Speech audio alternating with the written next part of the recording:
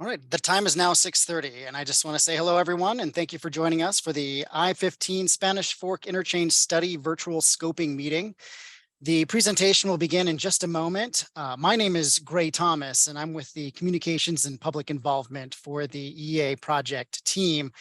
I will assist with moderating the meeting this evening, along with several other members of the public involvement group. I would like to remind everyone to please fill in the sign-in form if you have not already done so. And that link to that is located in the meeting chat. As a reminder as well, this meeting will be recorded. Before we begin, I would like to introduce you to key study members who are with us tonight. Darren Bunker is the UDOT project manager who is overseeing the study. Naomi Keeson is UDOT's environmental manager for this project. Wyatt Woolley is UDOT Region 3's communication manager. Andrea Clayton is the consultant project manager. Ivan Hooper leads the traffic analysis for the study. Blair Tompton is the all transportation users designer. Jeff Simmons is leading the engineering and design team. And finally, Bree Benabous and Susan McLeod and I are the study's public involvement team. Let's see. If we could just go to the next slide there, Bree. There they are. So before we begin, let's review the meeting participation guidelines to give everyone an idea of what to expect this evening and how the meeting will go. This information is available in the participant guide found in the study website, and you will find a link to that guide in the chat. The meeting is streaming live to the study website. If you become disconnected from the meeting, you can visit the study website to watch. The meeting is being recorded for later posting on the study website. We want to remind everyone that comments which are made publicly through online tools must follow our UDOT policy participant code of conduct. Comments that are deemed unacceptable under that policy may be removed from the at the administrator's discretion. There is a link to the chat for you to review. The code of conduct is on page 12. And on this next slide, you'll see how to ask a question. The presentation will be followed by a question and answer session with the project team. To ask a question verbally, you can click the raised hand button on the Zoom screen or app, or press *9 if you are calling in on the phone. When it is your turn, the moderator will unmute you. Before you speak, please make sure that your computer is unmuted. And for those calling in, press *6 to ensure that your phone will be unmuted before speaking. You may also ask a question by entering it into the chat feature. The moderator will read your questions aloud to the project team. When asking questions in the chat, please direct your questions to Bree.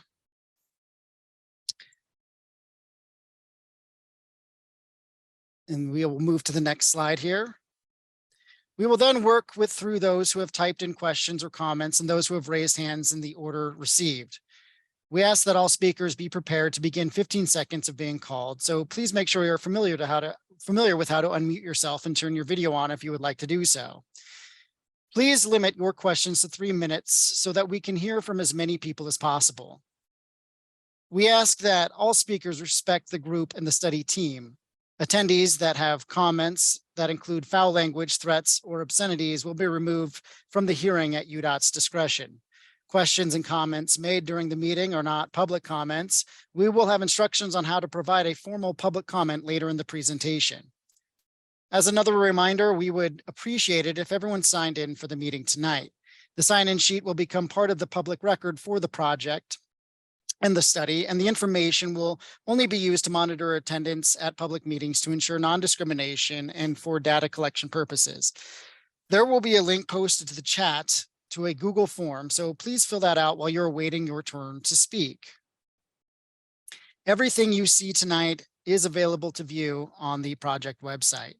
If you are unable to see the graphics during the presentation for any reason, all the graphics are on display are on the display boards for tomorrow's open house, and a copy of the presentation will be on the website. We will now turn our time over to Darren Bunker, the project manager for this study, to give an overview of the study.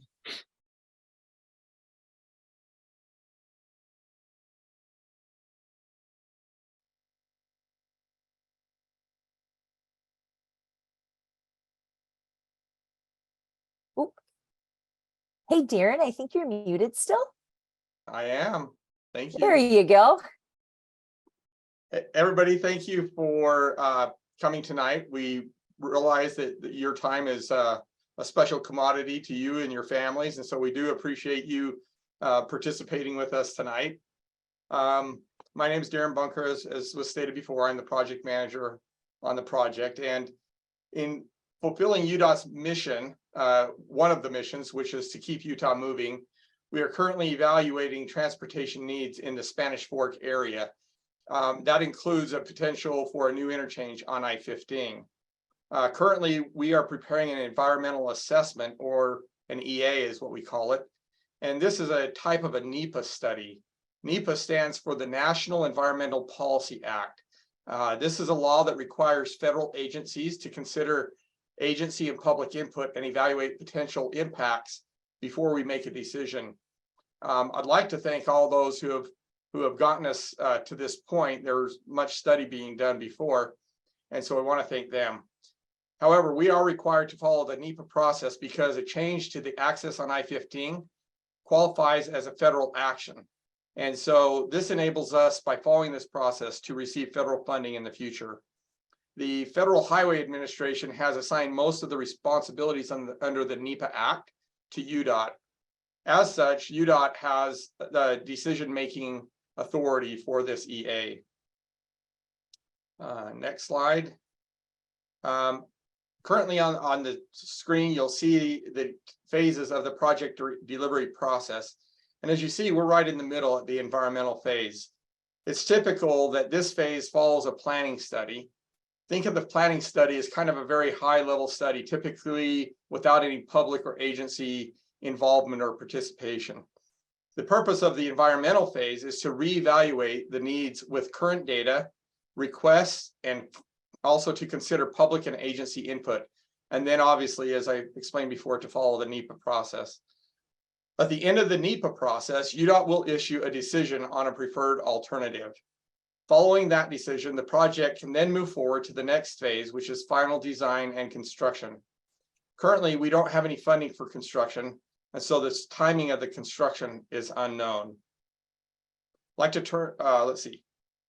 The Mountain Land Association of Governments, or MAG, has studied, has a Springville Spanish Fork area transportation study that was completed in 2012.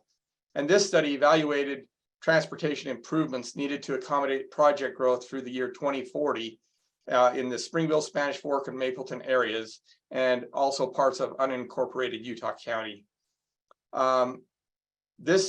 In the Spanish Fork area, the study recommended a new interchange at Center Street on I-15, as well as an extension of the commuter rail and new commuter rail station nearby. We'll use the results of that planning study to inform our current work, but recommendations from the past study don't automatically become decisions as part of this study. At the same time, UTA is doing a separate study to evaluate extending Frontrunner commuter rail from Provo to Payson with a new station planned in Spanish Fork. These two studies are separate, but we are coordinating closely. We're going to turn the time over to Naomi to discuss the study area and other aspects of the environmental process. Thanks, Darren. Now that Darren has given you the background on the project, I'm going to go into a little more detail on what we will be taking a look at during the early stages of this process. The area we will be evaluating for transportation needs and potential solutions is represented on this slide by the blue shading area. Although the MAG study recommended an interchange at Center Street, the reason you see this blue area being larger, one of the reasons, is that we're also going to look at other locations to understand where an interchange would best be located. These other locations are between Main Street and 8000 South, the 8000 South interchange, and include 400 North, Center Street, 100 South, and 900 South. As we move through the alternative development and screening phases, we'll start to better define the study area as we collect information that informs the process. For example, we are currently conducting a traffic analysis to capture updated traffic counts and socioeconomic projections for 2050. This will help narrow in on the most appropriate interchange location. On the next slide, I'll go into more detail on the overall process for the study timeline.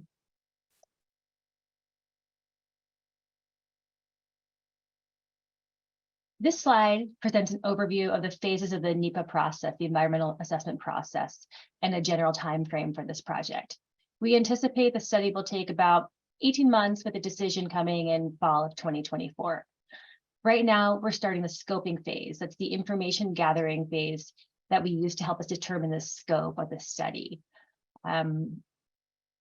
We're seeking both public and agency input to help us identify the problems or the needs that should be addressed and the solutions that we should consider, and the overall scope of the issues. This is part of the reason why we're holding the scoping meeting tonight. We'll also be having an in-person open house tomorrow from 5 to 7 p.m. at the Spanish Fork Library. After scoping, we develop the purpose and need. The purpose and need of a project defines a statement of goals and objectives that the study will address. So what are the problems? What are we trying to solve?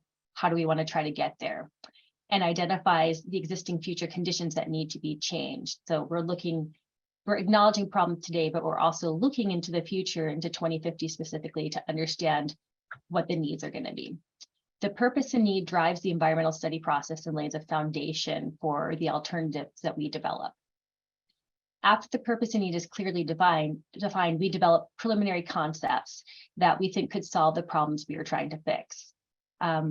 During the whole process, we also evaluate a no action alternative.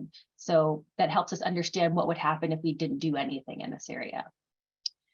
We then screen these concepts to eliminate any that don't meet the purpose and need, as well as those that might be similar to other concepts we have, but have greater costs and or impacts.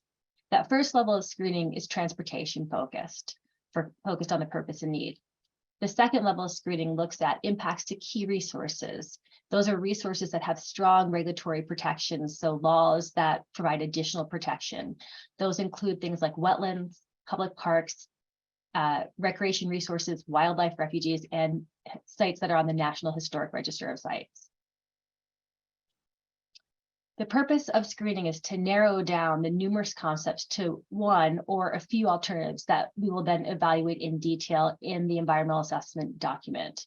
That detailed analysis is the basis for selecting our alternative.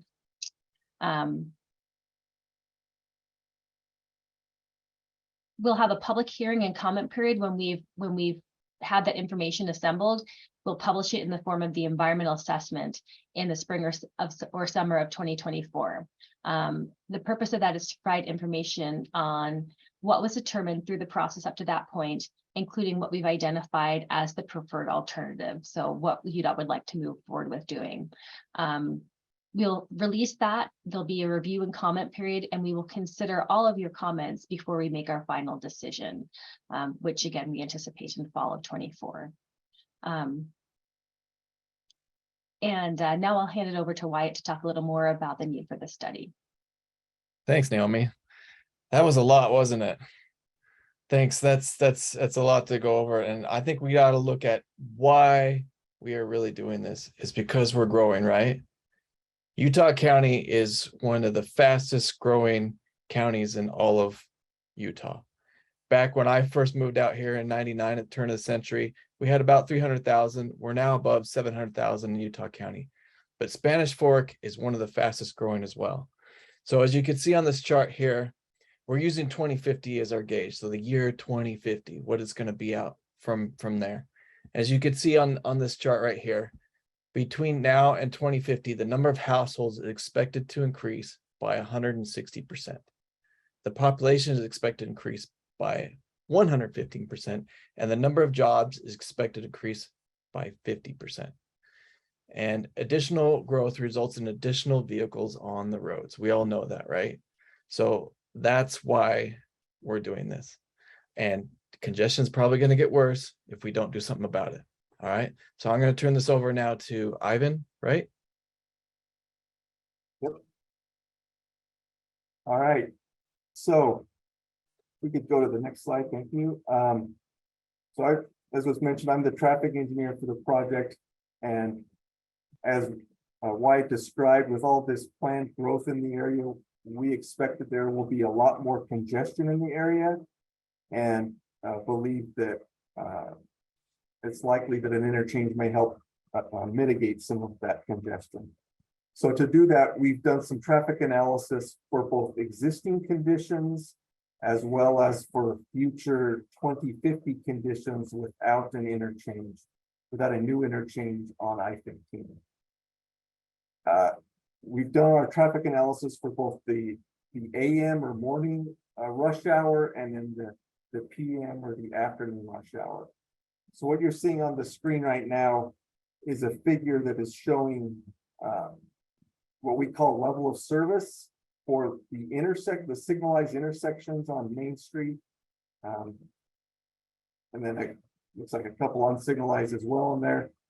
And information about the speeds, the travel speeds on the road.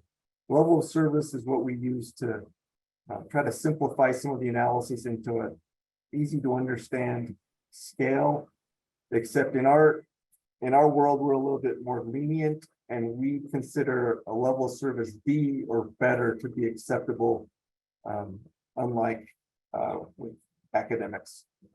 So if we see E's or F's, those are what we consider to be unacceptable and need for potential mitigation there.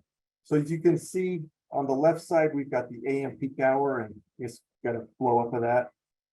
So you can see under existing conditions, intersection level service is pretty good at B's and C's, but you can see we've got some slow moving traffic, particularly northbound in the morning, as I'm sure you're all aware. And then if we look out to 2050 no build conditions, we're showing essentially continuous congestion from 800 North all the way back to Volunteer Drive.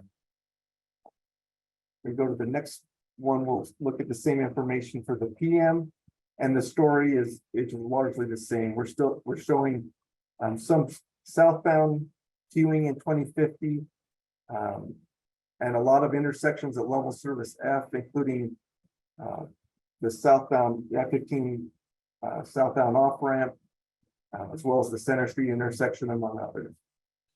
Likewise, we're showing a lot of northbound slowing on Main Street. Additionally, we're also showing a lot of east-west congestion on Center Street. Let's go to the next slide, which is going to show similar information, but this time we're showing vehicle queues. So how far traffic is backing up, and it's very similar to what we just looked at in the speeds. You can jump to our zoom in for our AM one.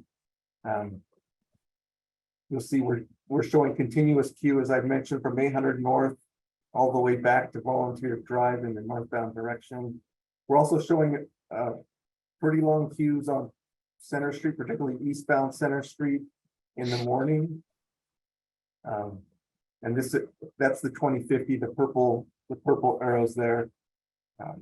If we can go to the next slide, I'll show the same information, but for the PM or the afternoon. Likewise, we're showing a lot of northbound queuing for both existing and even worse for 2050 no build. And in particularly on Center Street, we're showing dramatically worse performance with much longer queues, both eastbound and westbound. And then finally, we'll look at travel times, which kind of wrap it all together.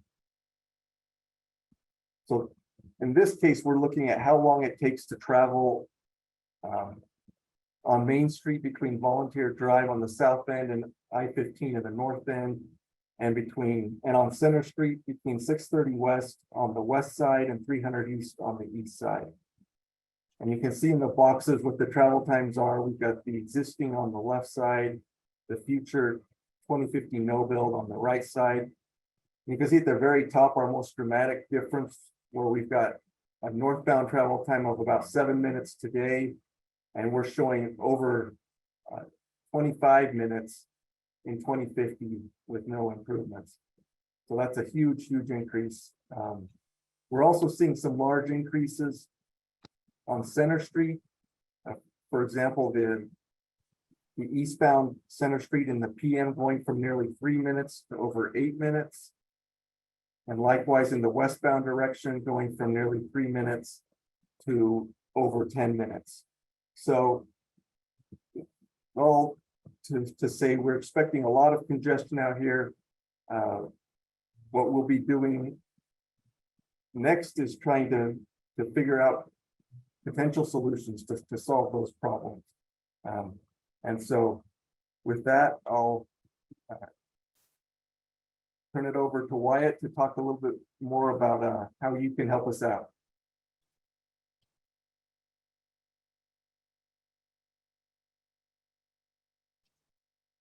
All right. So earlier this month, we conducted a survey to help us understand how aware people are of the projects that are starting, how they travel, and what issues are important to them. The survey was administered to a group of Spanish Fork residents provided by the city. The results show that most of the respondents are aware of either the Interchange study, the UTA commuter rail study, or both. So we're glad to know that you're all a little familiar with what we're working on. About 30% of respondents currently use the Main Street interchange to access I-15, and about 60% use the interchange with US 6. Most respondents feel alleviating traffic congestion throughout Spanish Fork and accommodating future growth is the most important transportation issue, with about 20% concerned specifically about Main Street. About a third of respondents said they were very likely to use commuter rail service if there was a new station in Spanish Fork, and about another third said they were somewhat likely. So thank you to everyone who took the time to take the survey. The results help inform the purpose and the need of the study that we're working on. Okay. Next slide. All right, transportation for all users. What is all users? All users is how you go about your transportation, how you want to get there, whether it's by bike, by car, by bus, by train, or walking, how you get there. And as UDOT, we have shifted to make our mindset for everything that we build is how do people want to use it, not just for cars. We can't think of things as just for cars anymore. It's for everyone. And this actually helps alleviate congestion for everyone who's driving a car, because if more people can get there by bike, to get on Front Runner, or by bus, it alleviates congestion for all. So that's how we're thinking of all users and how everyone can use our transportation. So you can use this QR code to participate in the survey, and I encourage you to take some time to share your thoughts with us on transportation solutions that include walking and or biking.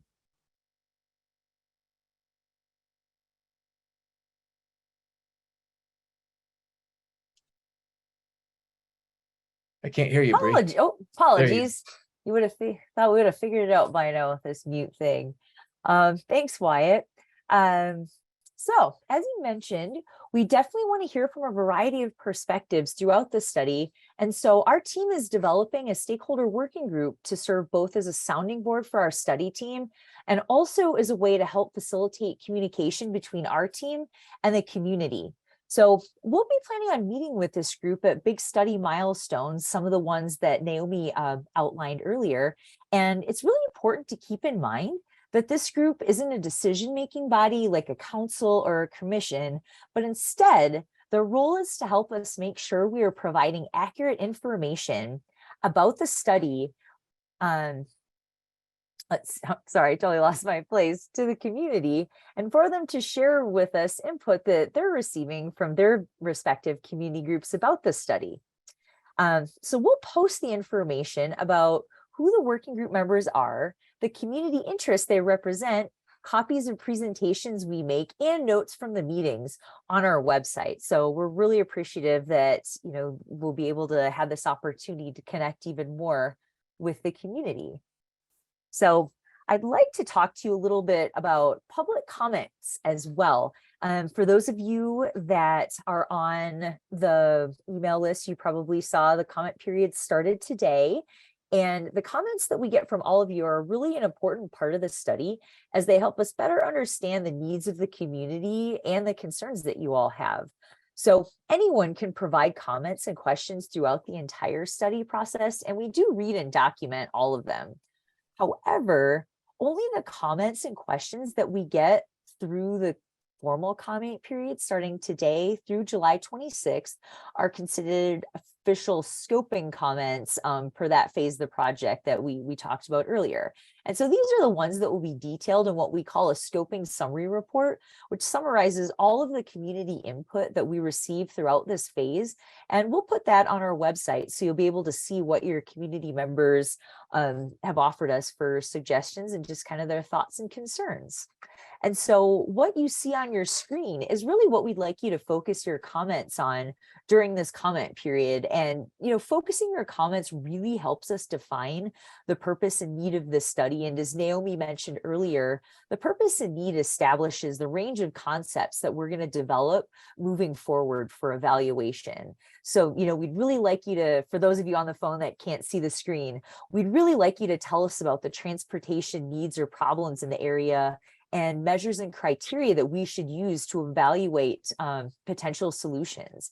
We'd also like to know more about the issues and resources that are important to the community and how potential transportation solutions, such as an interchange, could impact them, as well as Wyatt just mentioned, other forms of transportation, such as walking or biking, in and around the community and within our study area.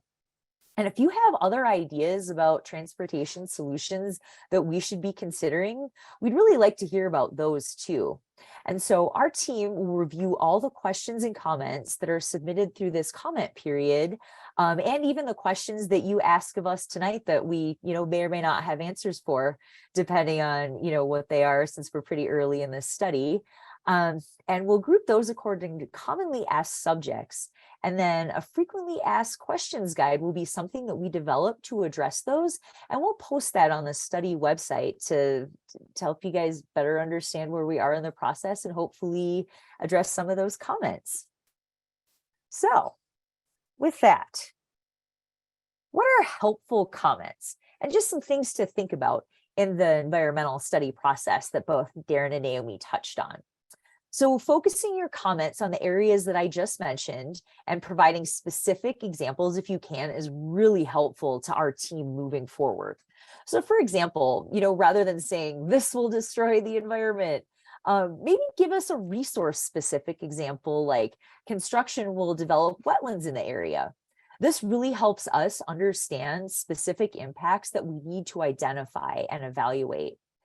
And probably the most important thing to keep in mind is that commenting isn't really like a form of voting, perhaps like a ballot referendum might be, on any of the concepts that are proposed as we get into the later phases of the study. Because really when deciding what the preferred alternative would be, UDOT will make that decision based on using the best available data. So a lot of that information that Ivan was discussing previously around traffic and other environmental and resource impacts to take into consideration. And all this is informed by the comments that we receive from the community. So, while it's not necessarily a vote, your input does help us make sure that the environmental assessment that we're conducting is as technically accurate and thorough as possible, and really helps inform the decision making at all phases of the project process, I should say, pardon me. So now that you know what we're looking for in comments, what you see on screen are ways that you can share your ideas with us. You can email the project, call and leave a voicemail, send a letter postmarked by July 26th, or use the comment form on our website. And if you're listening on the phone and happen to have a pencil handy, our website is UDOT input. Oh, sorry. I lost my, there we go. UDOT.input.utah.gov/I-15 Spanish Fork study. And please contact us by July 19th for any assistance with making a comment. And we definitely hope you take some time to share your input with us, as these comments are really important at this stage in developing the purpose and need, as we discussed earlier. And if you know of any community members who are unable to attend tonight or can't make the meeting tomorrow, we would definitely appreciate if you could share our study website information with them, which I will be dropping in the chat again for those of you that might have joined late and didn't see that. Oh, and Andrea's got it. Thank you so much, Andrea.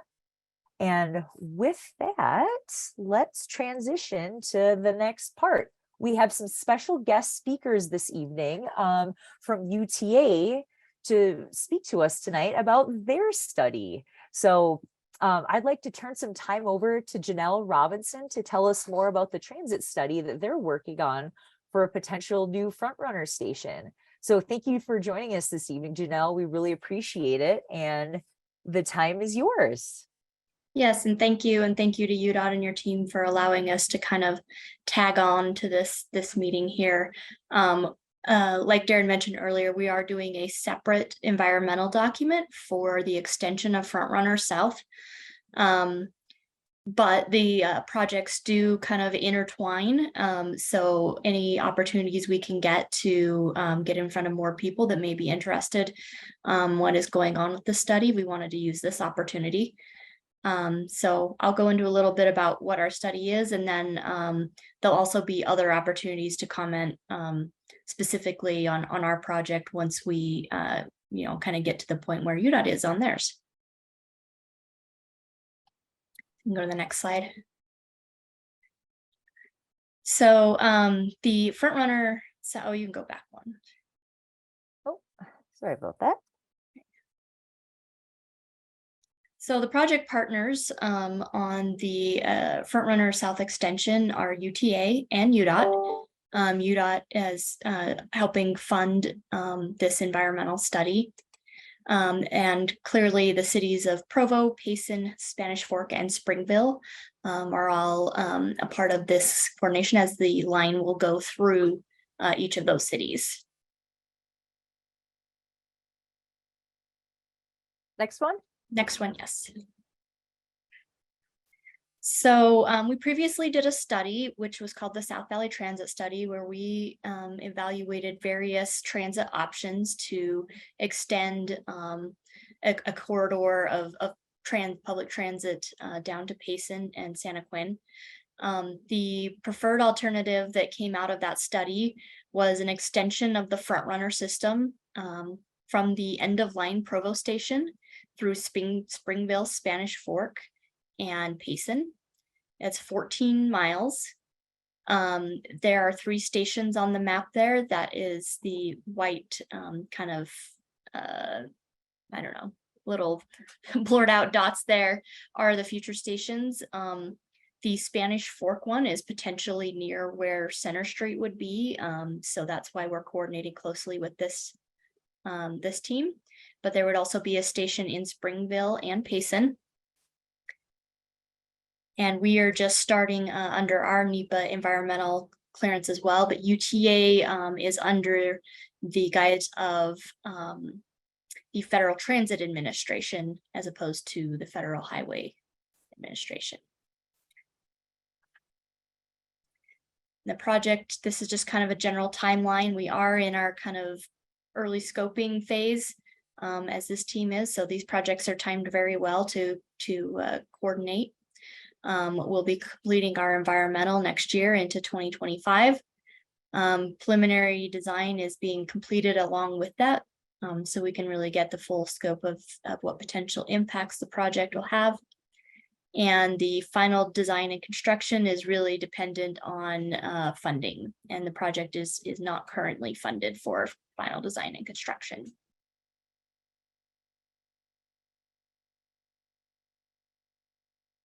And that, I think, is all we really had, but just wanted to make you aware of the project, and if you want to join, I think you can go to the next slide, and we have information about how you can follow our project and our study as well.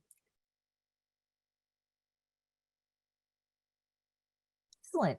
And Janelle, would you or someone from your team mind dropping that link in the chat as well for when the screen goes away? Excellent. Yeah. Thank you. Do that, that would be great. Okay.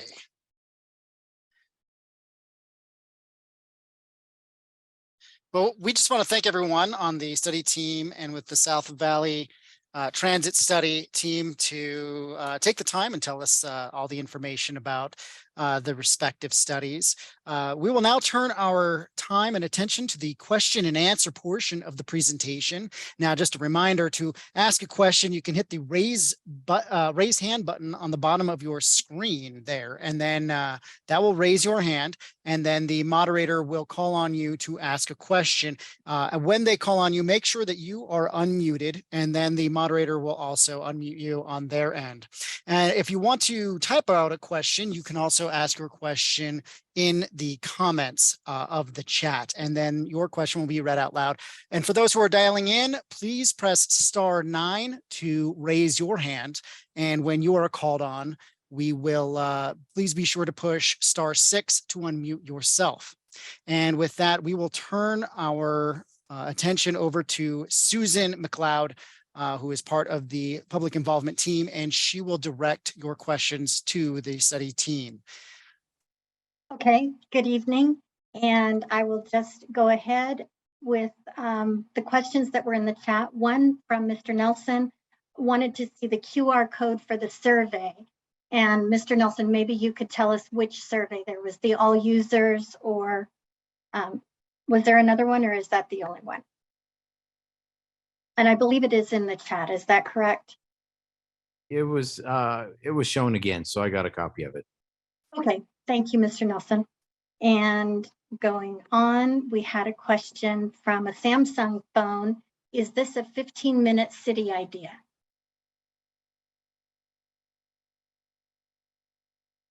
Could you repeat the question, Susan? The question is this a 15-minute city idea? And if we need more information, we could ask the participant. I'm going to assume, and the participant can chime in if they want, but I'm going to assume that the question is based on, is this kind of a last minute type of idea? And the answer to that is the idea for this project has been going on for some time. As I mentioned in part of my comments, there was a study done in 2012, and that study was a pretty comprehensive study. And so this is not a last minute, pull something out of your pocket type project, but it's something that's being studied quite closely. So. Darren, you mind if I add Sure. on to that a little bit? So 15-minute city is also a term that's being used in the urban planning world, and trying Okay. to come up with a city where everything is within a 15-minute walk or bicycle ride of somebody's house or work, or basically that type of city connectivity. I think the answer to that overall is that is more of a city type question, whether that is their goal. From a UDOT perspective, we certainly want to accommodate that by providing transportation systems for all users, as Wyatt discussed. But I don't think we necessarily have that as a goal, since that involves a heavy land use component, and UDOT is not involved in the land use business. That's the city's purview. Hopefully that's helpful. Yes, that's correct, Ivan. It's more of a city planning thing. The closest example I could come is Vineyard. Vineyard has a plan, and they knew they wanted front runner right there. They wanted us to connect to it with roads, and they have their plan for how they want to develop around that area. But it's more of a city planning idea. I'm glad I have smart people on my team. Okay, and we have another question from Mr. Richard Hales. During the study phase, did the South County or Loafer Mountain Road come into consideration on traffic flow of Spanish Fork, Maine? This road is currently under construction. Ivan, yeah, you want to take that? That sounds like one I can help out with as well. So the short answer is yes, that is included. We are using a travel model, a region-wide travel model for our traffic forecasts. And that model includes planned projects in the valley as kind of our background. So that road is baked into all of our analysis that we'll be doing. Okay. And Kara asked, will you be meeting with landowners along the proposed areas who would be adversely affected by these projects? Bree, you want to take that one? Absolutely. So when we get to the later phases of the project, when we have concepts identified, and kind of have a better idea of what those potential impacts will be, we will absolutely be looking to speak directly with folks who could be more, who'd be more directly impacted. But at this phase, we're still information gathering. We do have some general ideas, potential impacts when you saw that large study area. So that's the key part of our stakeholder working group as well. Once we get that published online, they would be a great resource also, because we're trying to look at folks who are, Center Street was certainly one of those areas within the study area, Main Street businesses, the city as a whole. There's also agricultural interests to the west side that we'd like to look at. So really that large group of folks, is kind of initially, that large group of resources and potential residential impacts that we're looking at. And then moving on further, once we start seeing lines on the map instead of kind of this broad concept, that's when we'd be looking to reach out directly for folks when they're adjacent to most of those. But in general, the comment period is open to everyone. So, I think with that, please encourage your friends, family, and residents who are also, community members in the surrounding areas to also make sure to share your concerns, how you use the areas, so we can better identify the communities that we do need to go out and look into, kind of beyond what we've just initially discussed tonight. And Kara has a follow-up question. Most of us are not city residents and would also like our concerns heard. Absolutely. So please share our study information. Our comment form is online and open to anyone. We don't have any requirements for who can share their ideas for our public meeting tomorrow night. If you'd like to meet us all in person, this is open to anyone. Thank you. And the next question is from Jay Desart. What's the timeline for the front runner extension? The last I heard, they needed to build a flyover bridge in Provo before the line could be extended. Yeah, I can answer that question. The timeline is unknown because the project is unfunded at this time, but it is anticipated that flyover would be constructed with this project. And Susan, there was an earlier question very similar to that by Clayton, who was wanting to know the timeline for this project. And kind of the same thing, it's unfunded at this time, so we don't have a really good estimate of what that's going to look like. Okay. Thank you. And we have another question from the Samsung phone. Do you have a map of potential impacts? I could take that Andrea, one. you want to take that one? Yeah. Oh, go ahead. Naomi, jump ahead. I was just going to drop Yeah. in a link to the study area. Right. So, and I think Bree talked about this a little bit earlier. Right now, we don't have any impacts because we don't have any proposed solutions. So we're kind of starting with almost a blank slate within that blue study area map that Bree is putting in a link to.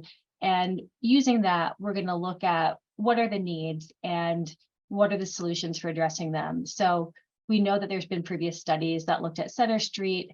We will look at that location, but we'll also look at other locations. once we've kind of narrowed down those concepts to an alternative or alternatives that we want to look at more in detail, then we'll have a map of potential impacts. And so that'll be a little bit down the road from now. Thank you. A follow-up question from Kara. How is the stakeholder working group formed? Do you want me to take that one, Darren? Sure. So the stakeholder working group is the intent is to have a broad, diverse group with different diverse viewpoints to represent different communities. So residents, businesses, school district, landowners. We've worked with the Spanish Fork City to get some recommendations for individuals who'd be good at representing a group, a specific group. So we've used that as a tool, recommendations from the city. We've also gone down into the community and had conversation with folks to try to identify specific roles for people. So it's a mix of us doing feet on the ground, having conversations with people, and recommendations from city representatives who know the community better than we do. Anybody else want to add up on that, follow up on that? I just maybe want to tack on, just as a reminder, that the stakeholder working group isn't a decision-making body. So really, we're just looking to gather as much information as we can from the community, and also help, hopefully in return, this group will add their, the information that we're sharing and give that back to their communities and continue kind of that conversation with us back and forth of helping us better understand what specific community needs are out there. So this is a great tool that we're using, but again, the public comment period is one of the best ways to get your ideas out there and your issues heard.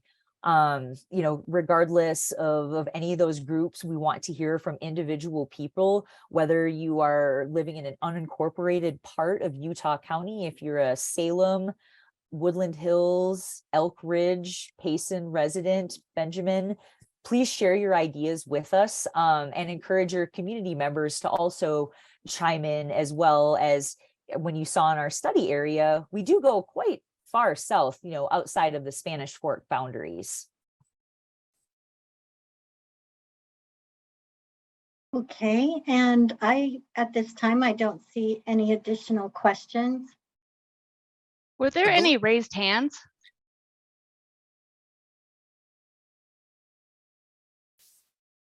Okay.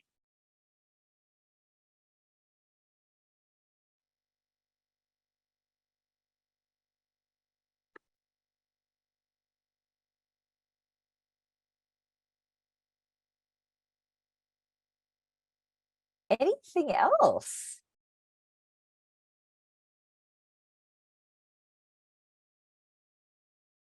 I don't see any raised hands. Oh, sorry, Darren, go ahead. I was just going to drop I more was links in the chat. just going to maybe clarify one thing. In this presentation, we've talked about how your comments and your participation helps us identify different solutions to the initial things that we saw through the traffic study. You saw the slides on how the traffic is today and how it will look in 2050. What I want to clarify is that these solutions are alternatives. One of those includes the do nothing alternative. And that's kind of what we compare everything against, is doing nothing. So I just wanted you to understand that do nothing is one of the alternatives that we look at. And so that's why it's important that we get your participation, because we need to know how a project, whatever type of project, how that might impact your surroundings and your environment.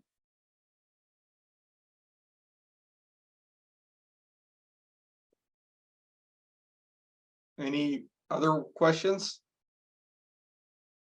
I don't see any at this time, Darren, Okay. but we do have some nice comments. about the presentation, saying thank you, that it was very helpful.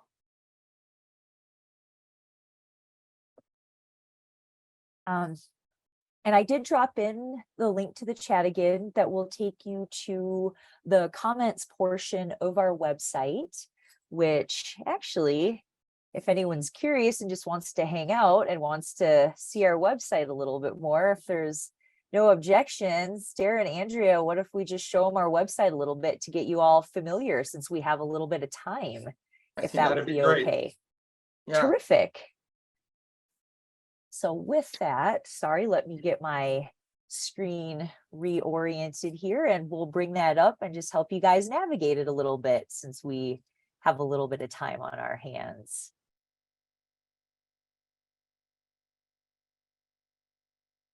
All right, so on screen, and I'll see if I can zoom in just a little bit for you to make it easier to see.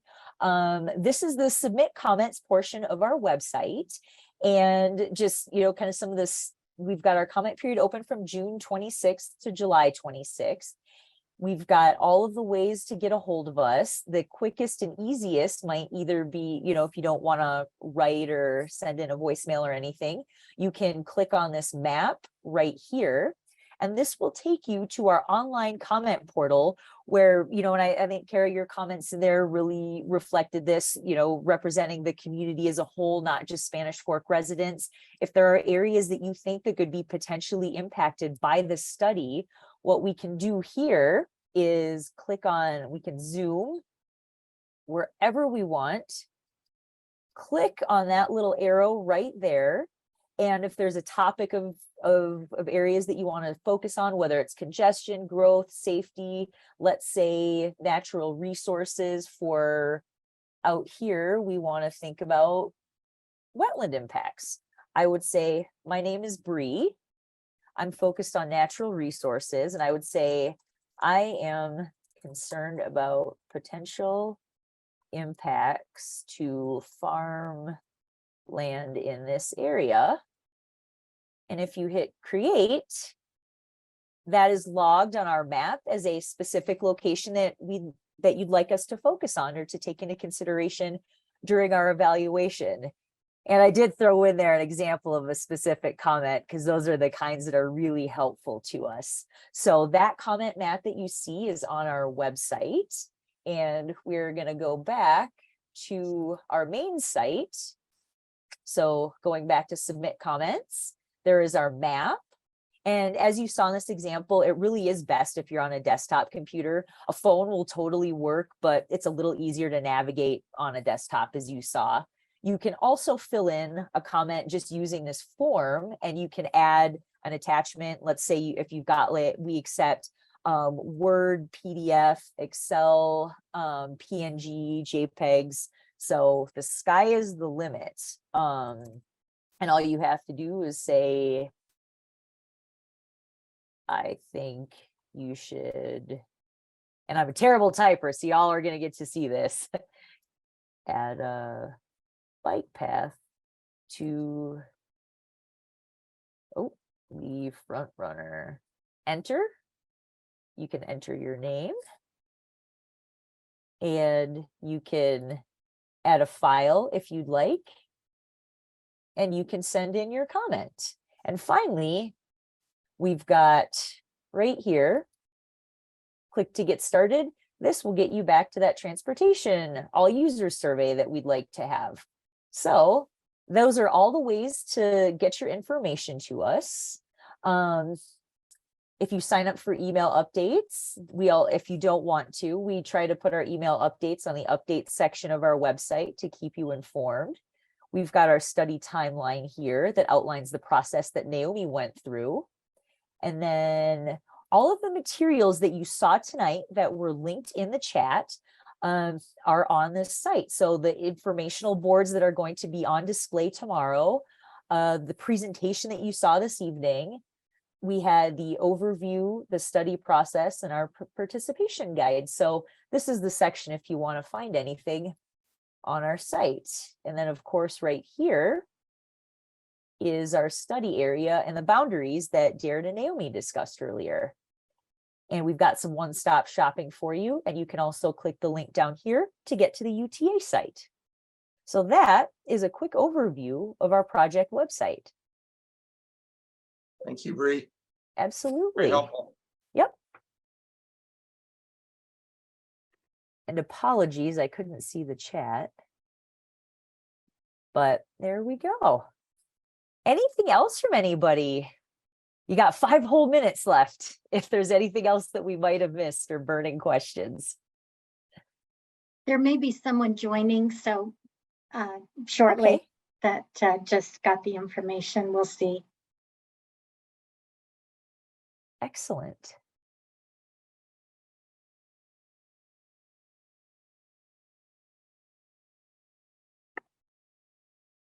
And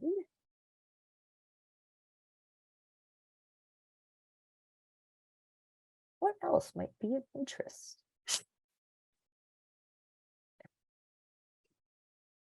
There is a new question from Brett Everson. He wants to know if there's a map with the potential I-15 interchange locations. So the other locations that we're going to be studying. Yeah, let's pull up our study area map on here again.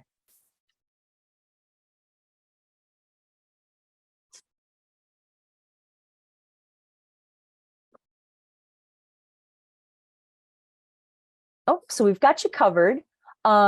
This map right here in the presentation is also found on the overview page of our website.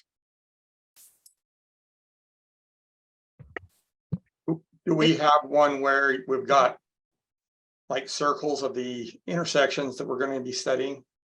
This one just shows the study area, but do we have one where we've got the circles on I-15? I can take that question. We don't have a map that shows the circles of the specific locations that we're looking at, but Ivan, correct me if I'm wrong. We are looking at 4th North, Center Street, 100 South, and 9th South. Right, yep.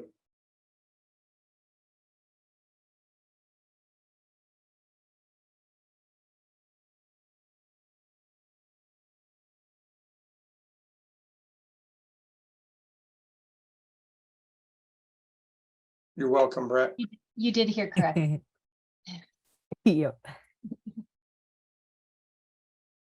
I think maybe with only a few minutes left, a general reminder for everybody who gave comments and questions tonight during the meeting. We appreciate that, and it's helpful. It helps us understand what's important to the community. But please use one of the 4 channels that we provided to leave an official comment so that we'll get into the official scoping record. So website, email, telephone, or postal mail.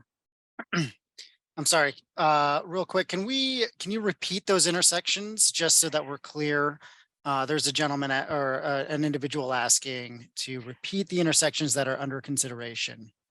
Yep, 400 North, Center Street, 100 South, and 900 South. Thank you. And Mr. Brett Everson gets a gold star. He heard him right, posted it for us. Mm-hmm.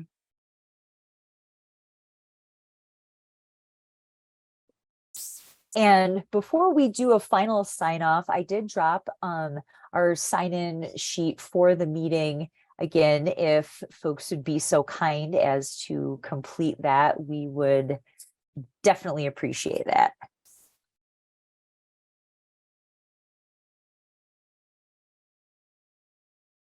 All right, we do have just about 45 seconds left. So, and the automatic lights in my office have gone out because nobody has moved around. Oh, wait, coming in at the 11th hour, Brett Everson, one last question. One last? It's still 7:29. Go for it, Brett. We're all on the edge of our seats, Brett. Oh, he was, I think, adding the 400 North to his. List. 2 added interchanges. Is there a chance to have 2 added interchanges? Is there, so what is the UDOT policy? How far apart interchanges can be? Is there a method of determining where an interchange goes and how far apart they should be? So I could take a stab at this question. It sounds like Brett's asking if it's possible that this project could result in 2 additional interchanges instead of 1 or none. Like Darren said, we're always going to evaluate the no build, so there's a chance there could be none. I think that maybe a oversimplified answer is if 1 interchange solves the problem, then there's no pointing in adding 2 because there would be additional impacts. So at this point, we're still early in the analysis. We will be looking at how an interchange might address some of the problems we're trying to solve. And if 1 does it, then we won't look at 2. All right, and I think that brings us to 7:30, and that's about enough all the time that we have for the Q&A portion and the presentation. Just want to thank everybody who's joining us online for joining us here today. We also have a public meeting tomorrow at the Spanish Fork Library, so please join us for that as well. We will be presenting the exact same information that you'll be seeing tonight, and project experts, or I'm sorry, study experts will be on hand to answer your questions. In the meantime, feel free to visit our website at u.input.utah.gov/I-15 Spanish Fork Study and learn more about the study, and also to leave a public comment and to take our all users transportation survey. For the last words, I'm going to just turn it over to Darren here to close us out. Yes, I want to just reiterate how appreciative we are for you taking time out of your schedule to join us today. We have really good participation here tonight. And so we really, really appreciate that. We appreciate all the work the Spanish Fork City has put into this, to the planning portion of this project. And we really appreciate the coordination that they provide. And just want to say, we hope we see you in person tomorrow, and have a good night.